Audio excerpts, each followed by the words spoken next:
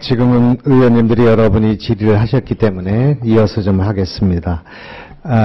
건설사들의 담합은 어제 오늘의 문제가 아니고 또 이 대기업들의 담합은 공정거래위원회의 아주 본령의 일인데 아까 그 경쟁 제한 효과 때문에 입찰 금지를 하는 것을 신중하게 하시겠다 그렇게 말씀하신 거죠? 예. 그죠? 이거는 굉장히 중요한 문제라고 생각합니다. 여러 의원들이 시작을 했습니다. 우선 5월 20일 날 상공회의소에서 만났습니까? 예. 6월 20일이요. 예. 6월 20일입니까? 예. 그럼 며칠 안 된 일인데요. 최삼규 대한건설협회장, 현대건설, 대림산업, 삼성물산, GS건설, SK건설 등 건설업계 대표들과 간담회를 했습니까? 예, 간담회입니다. 그게 어떻게 누가 이걸 하자고 해서 이런 일이 벌어졌습니까? 근데 저희가 이제 제가 항상 지금 이제 순시를 하는데 거기서 가장 어려운 현안 있는 데를 한 군데씩 이렇게 만나고 있습니다. 그래서 그 일환으로 이렇게 만났는데. 공정거래위원회에서 요청해서 이 건설업체를 만났습니까? 아니면 건설업체들이 요청을 해서 위원장님이 그곳에 가셨습니까? 그러니까 이것은 이제 건설업체는 그 전에 요청이 많이 있는데 계속 거절을 했었고요. 네네. 그리고 저희가 최근에 각 신문에 워낙 이제 조사를 많이 하다 보니까 각 언론에서 막 시리즈로도 내고 공정위가 너무 심하게 한다. 이게 엄청 나오는 겁니다. 그래서 이게 심한 게 아니다. 법 위반은 위반대로 예, 하는 거다. 예. 그 메시지를 전하기 위해서 예, 이렇게 얘기를 한 겁니다. 공정거래위원회의 공무원 행동강령이라는 거 있죠? 예. 9조 2항에 보면은 직무 관련자와의 사적인 접촉을 제한한다 이렇게 되어 있는 거죠. 그래서 공무원은 직무를 수행함에 있어 당의 직무 개시 시점부터 종결 시점까지 직무 관련자와 사적인 접촉을 하여서는 아니 된다 그렇게 되어 있고요. 그 사항에 보면 직무 관련자가 주관하는 회합이나 행사를 함께 하는 것은 안 된다 이렇게 조항이 되어 있죠. 직원들이 그런 행사장에 가는 걸 막게 되어 있는 거 아닙니까? 이해관계자들 아니에요? 근데 위원장님이 그런 행사를 자초해서 그분들을 만났습니까? 이거는 뭐 사적인 그런 거라고 보기는 어렵죠. 저희가 지금 공정거래법 운영하는데 워낙 조사가 많다 보니까 거기서 막 언론에서 직무 관련자는 되는 네. 거죠. 그죠? 그렇습니다. 직무 관련자죠. 네. 그 10조에 보면은 공무원은 상급자가 자기 또는 타인의 부당한 이익을 위하여 공정한 직무 수행을 현저하게 해치는 지시를 해서는 안 된다. 그런 것도 있죠. 보기에 따라서는 건설업계 담합자들과 담합을 했다고도 볼 수 있는 일입니다. 이게.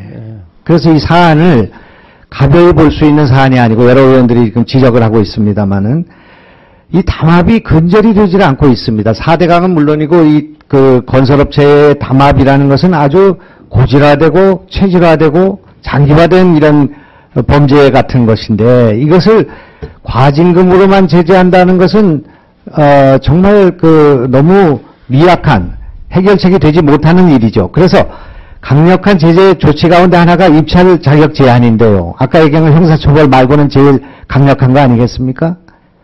그래서 건설회사가 담합을 할 때 이거 잘못하면 입찰 자격 제한을 받을 수 있다는 것이 두려움인데 그것을 완화하는 말씀을 다른 분이 아니라 공정거래위원장이 하셨다는 것이 이게 문제다 이겁니다. 그리고 그것은 공정거래위원회의 공무원 행동강령에도 저촉이 되는 내용이다. 저는 그렇게 생각이 드는데 신중하게 하셨어야 될 일이다 이렇게 생각합니다.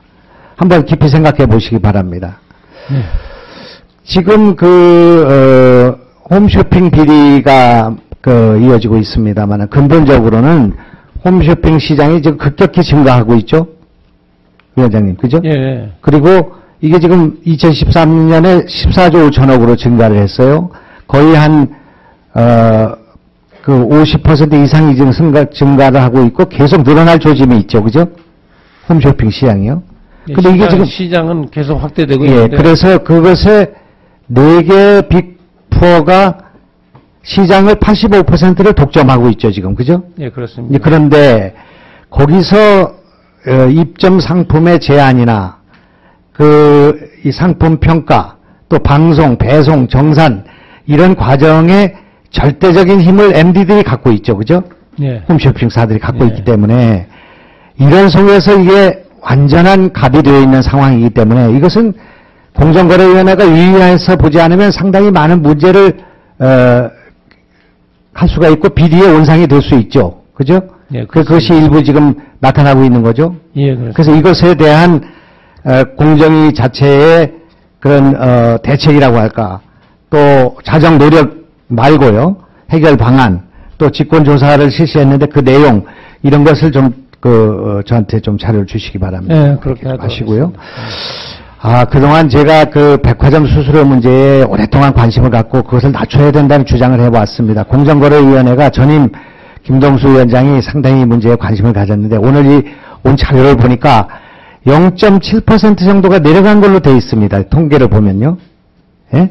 그런데 홈쇼핑의 그 수수료가 0.3% 올라간 거로 되어 있습니다. 이걸 좀 유의해 봐야 된다고 생각합니다.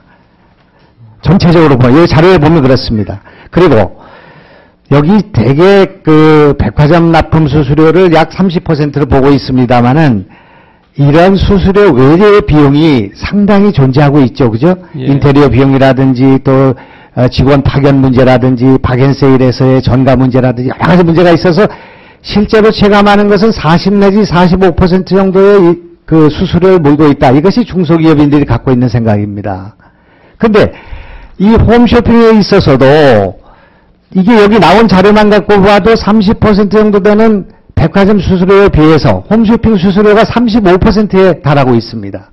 그렇지 않습니까? 그 이유는 송출 수수료, 전파 이용료 같은 거 있기 때문에 그렇다 얘기하고 있지만은 백화점은 매장을 갖고 있고요. 사람이 판매를 해야 되고 여러 가지 오프라인상의 여러 가지 그 어려움이 있죠. 그죠? 그에 비해서 홈쇼핑은 그런 면에서는 굉장히 비용이 절감할 수 있는 그런 상황에 있습니다. 그렇기 때문에 백화점 수수료 30% 정도까지를 홈쇼핑의 수수료를 낮추는 것을 위해서 노력해야 된다. 제가 말씀드리고 싶은 요점입니다. 그거를 한번 검토해 주시기 바랍니다. 예. 무슨 말씀인지 이해되시죠? 예. 또한 백화점에서는 이 자료를 지금 여기 와서 봤습니다마는 대기업의 수수료가 높은 걸로 되어 있습니다. 백화점에서는. 근데 지금 홈쇼핑에서는 중소기업의 제품의 납품 수수료가, 이 판매 수수료가 높은 걸로 되어 있습니다. 이게 뒤집어져 있습니다. 그래서 이것을 조정하는 것도 공정거래위원회가 관심을 갖고 봐야 될 그런 점이다. 그런 말씀입니다. 무슨 말씀인지 이해되시죠? 예. 근데 여하튼 홈쇼핑의 그 방송하는 시간에 따라 요금이 다르기 때문에 그거는 아마 조금 깊이 더 분석을 해봐야 될 것 같습니다. 국민권익위원회 위원장님. 네. 지금 해안 사고 때문에 지금 그 설령 문제가 많이 불거졌죠, 그죠? 네, 맞습니다. 부끄러운 그 기록이 남게 됐습니다. 그렇죠? 그런데 지금 설령이 어떻게 됐습니까? 25년입니까? 30년입니까? 어떻게 결정되어 있습니까? 현재 상태는? 지금 현재 법은 25년으로 되어 있고요. 네. 이제 또 그 케이스에 따라서 1년씩 연기하게. 또 5년까지 더 연장될 수 있도록 그렇게 되어 있습니다. 그 해난 사고가 여객선의 설령과 관계없다는 내용을 국무회의에 보고한 거죠, 그죠? 국민권익위원회에서 국민권익위원회에서 보고한 것은 맞습니다. 2008년 8월 달에 그런 거죠. 그게 설령을 규제 완화하는 문제를 왜 권익위원회가 했을까? 이게 참 의아스럽고요. 근데 그때 2008년 9월 달인데요. 그 7개월 후인 9월 달에 연안여객선 설령 제한제도 개선 연구 최종 보고서가 국토해양부에서 나왔거든요. 네, 그렇습니다. 그래서 162페이지를 보니까 선박 검사기관의 전문가는 해양안전의 악화를 우려하는 조언을 많이 하였는데 여객선의 특성상 단 한 번의 사고로 수많은 인명의 손실을 가져올 수 있으므로 선박의 사고율을 줄이는 초점을 맞추어서는 안 되고 단 한 척의 사고를 막아내는데 총력을 기울여야 한다는 점, 이걸 지적하고 있어요. 그리고 25년을 넘은 선박에서 여객사고를 동반하는 해양사고가 발생한다면 동제도를 완화함으로써 얻는 경제적 이익, 이게 한 1년에 한 250억 된다고 돼 있습니다. 여기 기록이. 그거보다 훨씬 더 큰 경제적 손실과 더불어 동체도로 완화하였다는 큰 사회적 비난을 받을 우려가 있다는 점 등을 제기하였음. 이게 같은 해에 주무부처인 국토해양부의 이 최종 보고서에 실려있는 내용이다 이런 말입니다. 그래서 운행관리자는 노후 여객선에 대하여 특별한 관리를 실시하도록 하는 등 연안 여객선 해양사고 방지를 위해 배가의 노력을 할 것을 권고함. 오늘의 이 세월호 사태를 예견하는 듯한 보고서의 내용이 그의 주무부처에서 있었고요. 이걸 규제를 완화하는 그 내용이 국민권익위원회에서 있어서 국내의를 통과했다 이겁니다. 그때 권익위원회 설령 제한 완화 관련 보도자료를 냈는데 그때 2000년부터 2004년까지 발생한 연안 여객선의 해난 사고는 여객선의 설령과는 관계가 없고 선원의 운행 과실에 의한 것이 대부분이다. 그것이 75.4%다. 이런 기록이 여기 보도자료로 나와 있습니다. 아, 이게 정말 권익위원회가 국민 권익을 위해서 이게 역방향으로 또 정반대 일을 하셨구나 하는 그런 생각을 갖습니다. 저 고리원전이 1978년에 시험운전을 시작했거든요.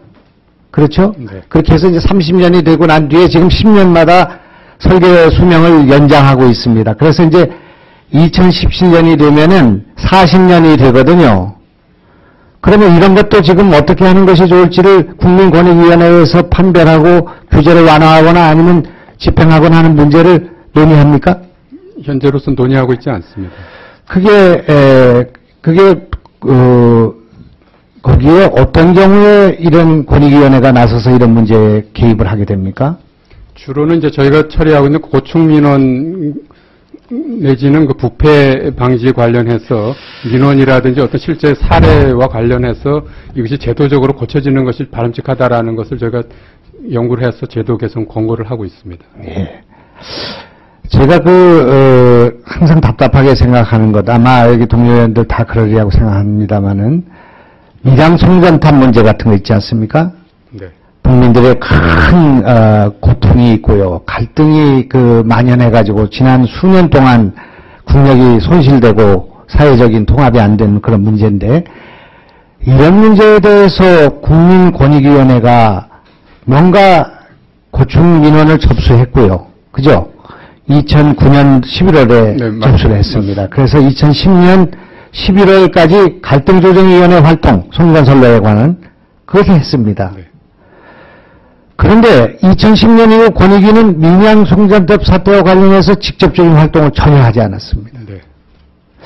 그래서 이런 문제야말로 아까 그 설령 문제가 아니라 이런 문제야말로 국민권익위원회가 나서서 갈등을 치유하고 문제를 해결할 수 있는 방안에 대한 대안을 내놔야 되는 거 아닌가 하는 그런 생각을. 네, 아까 이상규 의원님 질문에도 제가 답변을 드렸었는데요. 밀양 송전탑 관계는 좀 전에 김 의원님께서 말씀하신 것처럼 2009년도 민원은 그 대화 채널, 협의체를 열어달라라는 민원이었기 때문에 그것 자체로는 성사가 됐습니다. 그 이유는 저희가 이제 빠졌는데 그 대화체가 이제 잘 운영이 안 되면서 이제 새로운 갈등이 생긴 것입니다. 그러나 저희가 지금 현행 법상으로는 민원으로 새로이 어떤 문제가 제기되지 않는 한은 저희가 할 수 있는 권한이 없습니다. 그래서 직권으로 관여를 할 수가 없고요. 그 문제하고 설령 제한 그 제도 개선 문제는 제도 개선은 저희가 여러 가지 그 업무를 담당하는 가운데 제도를 고쳤으면 좋겠다고 하면 저희가 의견을 내는 것이어서 조금 성격이 다르다는 점을 좀 이해를 해 주시면 좋겠습니다.